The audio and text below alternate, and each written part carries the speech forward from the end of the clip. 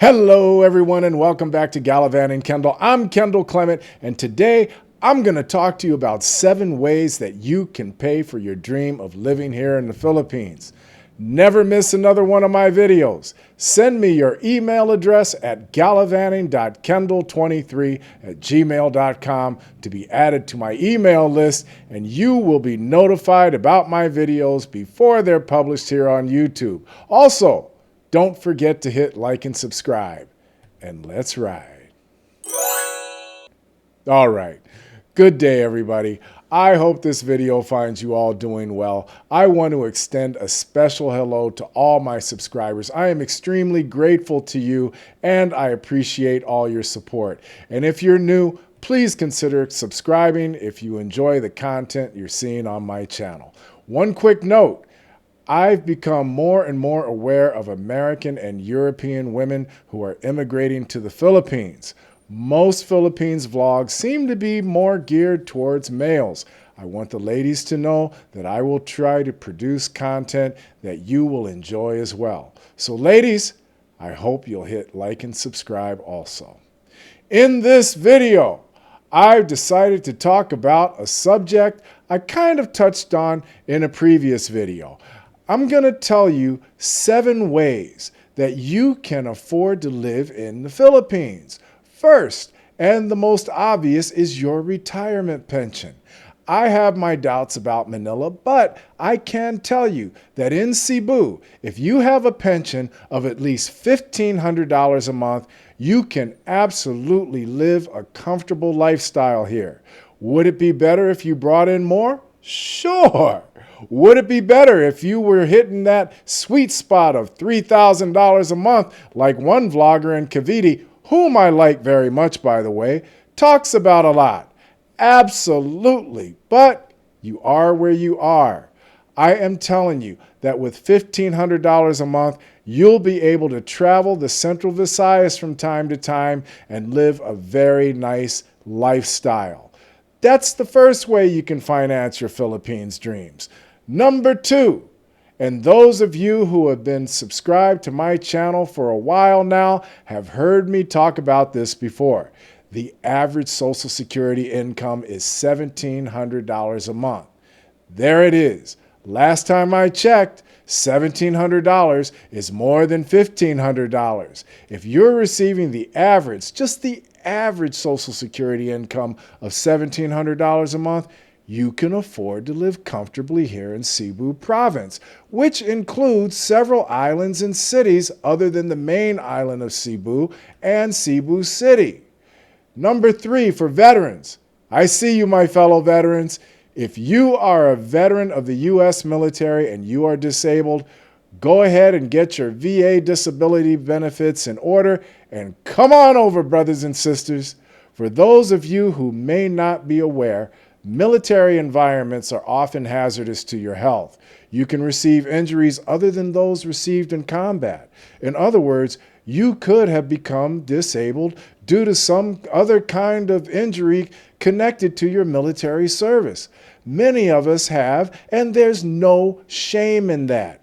If so, you may be able to get enough money from the VA to live here. Also, what you can do, veterans, is combine the percentage of your disability the VA is giving you with another benefit or pension that will give you what you feel you need to live here comfortably. I will tell you this, veterans, if you're 100% like some of my friends, I encourage you to also apply for Social Security Disability, SSDI. At 100% VA, you're almost guaranteed to be approved for SSDI. At 100%, you're getting around $3,500 a month. I know some vets who combined their VA with SSDI, Social Security Disability, and they're getting between $6,000 and $7,000 a month. If you're bringing in an income of $6,000 to $7,000 a month and living here in the Philippines, you've got nothing to worry about. I mean nothing, ever. You will absolutely be living like a king or a queen. You can afford to live any kind of life you want here. And yes, I have met one female U.S. Army vet here, so that applies to you too, ladies. Now, just talking about disabled veterans brings me to another way that you can finance your Philippines dreams. Perhaps you were injured on your job. Maybe you were a factory worker or construction worker and you lost an arm or a leg, or you were struck in the head and suffer from seizures, debilitating headaches, or you suffered a severe back injury on the job and suffer from crippling back pain. I do see Americans and Europeans here who are confined to wheelchairs. If you are 100% disabled, and you are receiving Social Security disability benefits, the Social Security Administration does allow you to live in certain approved foreign countries while receiving disability. And guess what? The Philippines is one of their approved countries. So being a disabled American worker is the next way that you can get money to live in the Philippines. And let's be honest, that is a position that no American wants to be in, right? The next way you can afford to be here, you can become a digital nomad. Digital nomadism was already becoming a thing, but once COVID hit, it became more and more popular and, in fact, acceptable by companies the world over. So some of you may be asking, Kendall, what is a digital nomad? Well, I'm going to tell you. A digital nomad is someone who earns their living on their laptop. They work remotely. I have a friend here, close to retirement age, whose company told him he could absolutely live here in the Philippines and work remotely. Maybe you have a marketable skill or service that you can provide online only as a business that you create. That will allow you to work from anywhere in the world. If you feel you're bringing in a stable enough income that will afford you to live in the Philippines, then sister, brother, get on the plane. There are companies, major corporations, looking to hire Westerners and Europeans who only want to work remotely. I still get job listings I signed up for years ago when I was always on the lookout for a new day job. I open those emails once in a while and look at them. You may not know this, but Google provides a job listing service. The U.S. government also posts job listings for Americans, and guess what? You can work remotely for some of them from anywhere in the world. So now you're saying to me, Kendall, I don't have many special skills like that, what those listings are looking for.